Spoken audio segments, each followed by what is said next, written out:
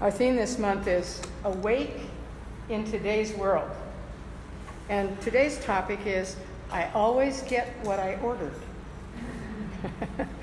Several years ago, Barbara Marx Hubbard, the founder of the Association for Global New Thought, which is known by the acronym AGNT, spoke at one of our Centers for Spiritual Living annual conferences.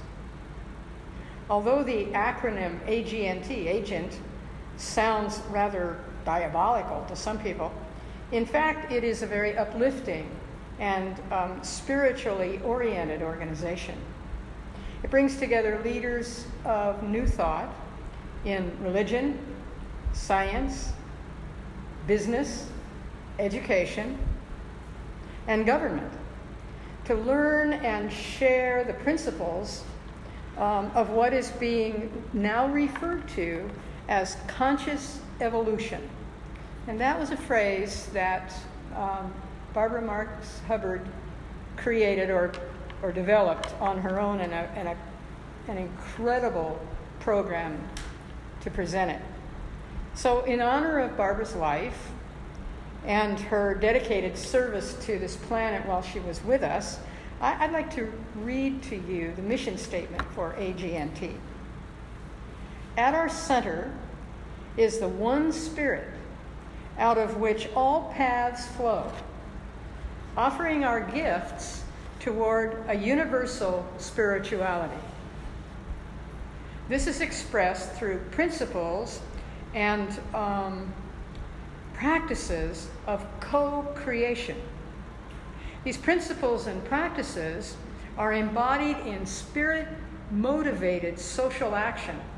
I want you to remember that phrase, spirit-motivated social action, that inspires conscious evolution in every field of endeavor, leading towards social transformation and a world awakened. And as I listen to those words, I'm reminded of how many more similarities there are than differences in the minds and the hearts of conscious, caring people. How new thought, which is actually ancient wisdom revisited and brought forward and made available to everyone, how new thought is the eventual outcome of all who seek and find truth right here on planet Earth, in this plane of expression. AGNT has also created a declaration of its principles for an awakened world. It's 2 pages long, and if I were to read all of that this soon in my talk, I'd probably lull you to sleep. But I want to share portions of it with you. And it's online. You can go online to their website and actually see the entire presentation.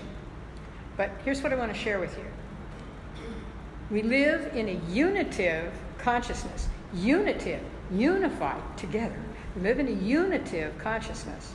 Our hearts are open to the continuous flow of human kindness and love. Our minds are alert to the impulse of the divine, which guides and directs. Our spiritual understanding brings forth a natural prosperity, proving the truth that abundance is our birthright. Our awakened world is a chalice holding the consciousness of its people, who consistently reflect the ethic as above, so below, as within, so without. It is done unto us as we believe. We choose to awaken to the eternal truth of our unity with our source. So this month, this is what I've chosen to focus on. This idea of being awake in today's world, right here, right now. I chose that as the theme to bring our attention to the fact that an awakened world is a world of people each of whom have consciously awakened to their own power, their own life purpose and vision, to their own personal mastery. And where do we start? Well, we start right here, don't we? And we start right here, don't we? Each of us needs to know that where we are in consciousness is where we begin the growth of our consciousness.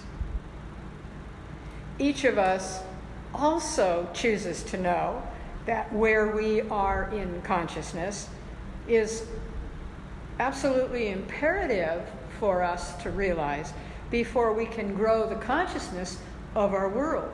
And you've heard us talk about that before. First, we do the work within so that we're even able to recognize it when it's around us. I've chosen 5 basic elements this morning to explore in our conscious evolution through the course of this month, one at a time, fortunately. Order, balance, harmony, love, and peace. And I believe that these are indeed basic to our growth, both spiritually and as participating members of humankind. They are also, needless to know, basic universal truths. So today we begin with order, the basic law of the universe. We did that in our declaration right away, that we acknowledge the order of the universe and that is also within us, and so we have the opportunity to express it. Order is a word that many people don't usually associate with their personal lives, other than when they drive through McDonald's or Burger King and place their order. But order has other meanings in life. Let me give you a couple of personal examples. When my oldest daughter, Carrie, received notice of her admission to Whittier College as a freshman, the registrar sent a packet of information, which included a dormitory information sheet. They wanted personal information about their students who were going to be living on campus so they could match them up as roommates. And one of the questions they asked was, are you a neat person or a semi-neat person? And I roared with laughter when she read that to us, because I knew this child. And I knew that the word semi meant partly, not fully, imperfect. And I am here to tell you, she was not semi-neat or even semi-messy. She was perfectly, wholly, and completely messy. So no amount of diplomacy or tact on the part of the college was going to change that in her life in that moment. Now, however, and I must say this because it's being recorded and with the prospect that she may hear it. Now, however, in today's world, I do tribute to this marvelous woman, my oldest daughter, who is neat, who dresses beautifully, and at 60, looks barely 40. So she has just blossomed into neat and neato in capital letters. Here's another example. Have you ever found yourself moving from one place to another, either at home or at work, when you're working on a project? I used to do this all the time, until I finally realized that when I messed up my home office to the point where I couldn't stand to be in it, then I would move to the kitchen table to work. I still have to remind myself at times that order is the first law of the universe, and that includes my workspace as well. Now, lest I leave the wrong impression here, I'm not suggesting that we have to be neat freaks in all that we do. Not at all. What I'd like to suggest is that you do consider, however, the concept of what Barbara Marx Hubbard referred to as unitive consciousness. Being awake in today's world means maintaining a unitive consciousness. And that means that our minds are alert to the impulse of the divine, which guides and directs. And don't you know that this divine impulse is pretty doggone orderly? Many times, I think we misinterpret a lack of clarity in our lives with a lack of order. Because clarity is a form of order, isn't it? It's mental order. When we are surrounded by clutter, what are the chances that we can attract clarity? After all, we do become what we think about. So when we are in disarray, whether it's with our stuff or in our actions, we're experiencing a form of disorder. It's not a bad thing, it just is. But we can use it as a benchmark in our progress toward a unitive consciousness. We can recognize the signs and grant ourselves the realization that we have some work to do to put our house in order more than one way, and that may be figuratively or literally. We can recognize the signs and grant ourselves a word of caution. This is not something to browbeat ourselves about, because when we feel unworthy, we're blocking the flow of ideas, of vitality, of energy, and of realization. We create more disorder in the process. So it's imperative to love ourselves, to be kind to ourselves, to know that we are worthy of an orderly, life-affirming outcome to every experience, to any experience. Just remember to take time each day in your personal life, to reflect on the orderliness, the perfect balance in your physical world, and to remember that you are an indivisible part of that. Ernest Holmes once said, "The universe, both visible and invisible, is a spiritual system. As humans, we are a part of this spiritual order. So indivisibly united with it, that the entire cosmos is reflected in our mind." Evolution, he said, is the awakening of the soul to the recognition of its unity with the whole. Material evolution, Holmes reminded us, is an effect, not a cause. Evolution is the result of intelligence, rather than intelligence being the result of evolution. Order in our spiritual lives is that which dwells in our highest self, that which aligns with that unitive consciousness. Someone once said, "I am not God's mistake. I am what God is doing." Or as you frequently hear said in this building and in our classes, God and I are one. So just as there is a perfect order in the physical universe, there is also perfect order in the spiritual one. The application of spiritual laws is not attached to gender. It's not attached to nationality or religion. It doesn't randomly or with malice aforethought select some for favor and not others. It does respond, however, in the matter and intensity with which each one of us invokes it. So you see, that's a very personal thing. It's not the same for everyone. For example, in the science of mind, we teach order in spiritual mind treatment, don't we? We use 5 or 7 steps in our treatment process. That's not because God said we have to. And it's not because spiritual laws require it. We do it because there is an order to it, one which helps us to focus, to connect, and to accept.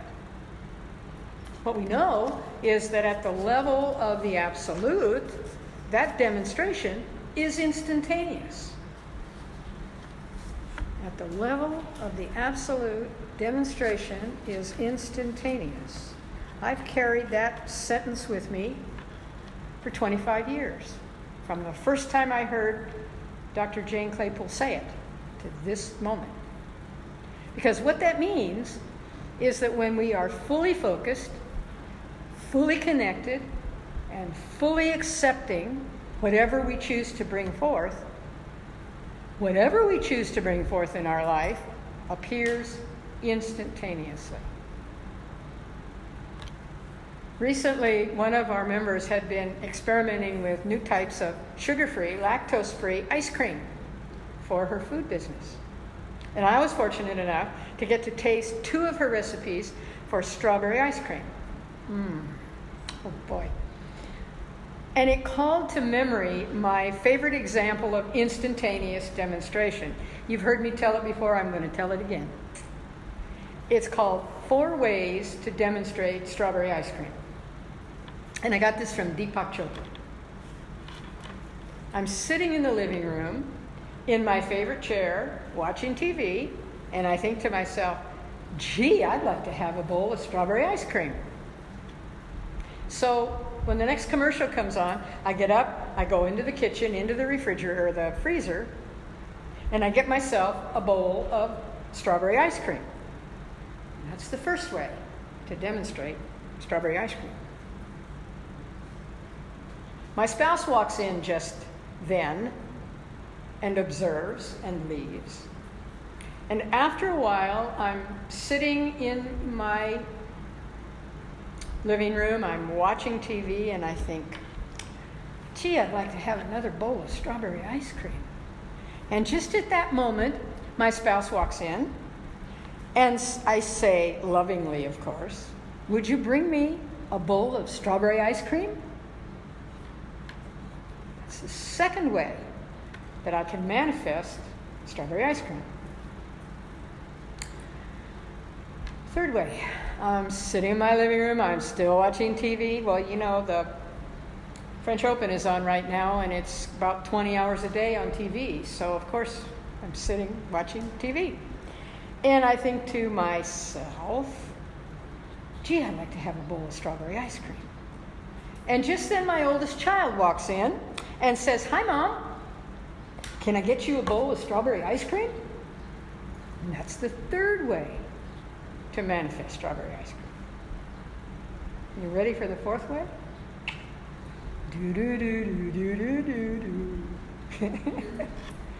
I'm sitting in the living room in my favorite chair. I'm still watching TV, and I think to myself, gee, I'd like to have a bowl of strawberry ice cream. And there it is in my hand. Now that's demonstration at the level of the absolute, instantaneous. So I'm still working on that. But in the meantime, I can tell you after the service where you can get strawberry ice cream.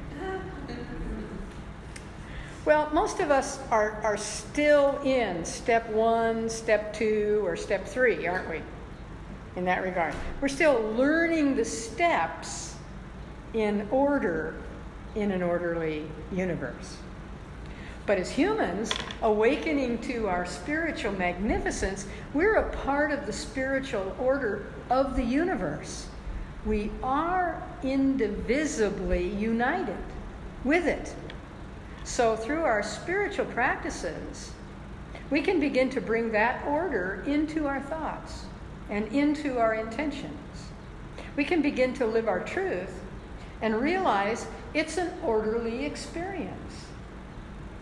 Just remember to take time each day, in your spiritual practices, of course, to reflect on the orderliness, the perfect balance of God, and to remember you are an indivisible part of that. Well, we've looked at order in our personal lives and in our spiritual lives. Now, let's talk for a moment about universal order.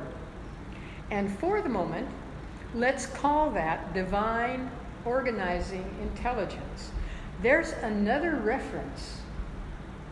If the word God bothers you or you find yourself using it all the time, here's another alternative. Divine organizing intelligence. Dude, that sounds so lofty, doesn't it? Love that.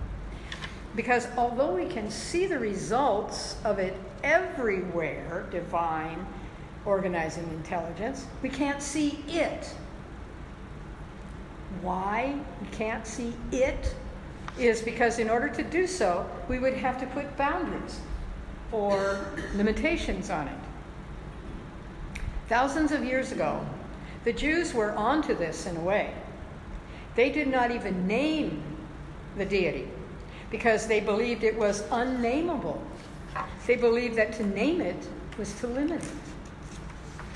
But unfortunately, down through the years, that concept was altered, it was misinterpreted, and it was misused. It came to be believed that humankind was unworthy to speak the name of the deity. And by then, they had one, they just didn't write it or repeat it. They believed that humanity was unworthy to speak the name of God, which they really knew in those days as Yahweh. So there is a divine organizing intelligence, and we see the results of it everywhere in universal order. You can call it whatever you choose, because it is not defined by what we name it, nor is it limited by that. And if you need an example to help you believe what I just said, well, let me see. How many more hours of daylight? Well, I got lots of them, but I'll confine it to one or two this morning. One of these two came from the mind of a small child. When asked the question, "What's the best thing that ever happened to you?" immediately she replied, "I can play on the earth without falling off." Such wisdom. Here's another example which we see around us all the time. In scientific circles, it's called future pull, which you've heard me refer to in the past. But since I'm a little less scientific, I'm going to call this next story the tomato story. When we plant a tomato seed, we know that we will get a tomato plant. And with some water, a little fertilizer, and with dedication to keeping the birds, the bugs, and the tomato worms at bay, we will get tomatoes. And the reason for that is that in that tiny tomato seed is the potentiality for tomato-ness. Not for peach-ness, not for grass-ness, but uniquely, universally, tomato-ness. Yet, if you were to cut that little seed up in pieces, indeed, grind it into dust, nowhere would you find what that is. Under powerful magnification, you would find protons, neutrons, electrons, maybe a crouton or two, but nowhere would you find its tomato-ness.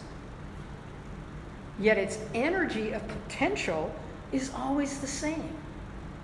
And so it is through the entire universe. Order. And in that order is the most incredible creativity. See, some people believe that in order to be creative, they must be free. And that means having no organization, no timeliness, no orderliness. That's not creative. That's messy. And sometimes chaotic. So think how that would play out. Now, if God worked that way, geez, I'm really sorry, folks. I know you planted a tomato seed, but I just didn't have time for tomato-ness that day. Or, I know you wanted a peach tree, but I just can't find the peach pits in all this mess. It's ludicrous, isn't it, when you think of it from that standpoint? But we know by example that life is too intelligent to proceed by accident or in chaos.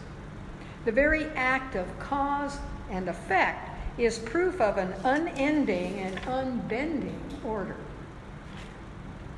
It's always cause first and then effect. And once we get that, the orderly flow of the universe is ours to harness.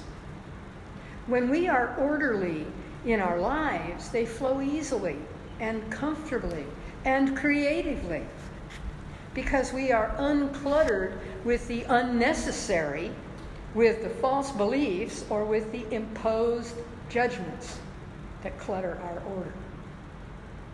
When we experience and accept order in our lives, balance, harmony, peace are the results. So remember this: your essence is divine organizing intelligence. Align with that unlimited power. And the orderly flow of the universe is indeed yours to harness. What a wonderful way to get what you ordered. And so it is.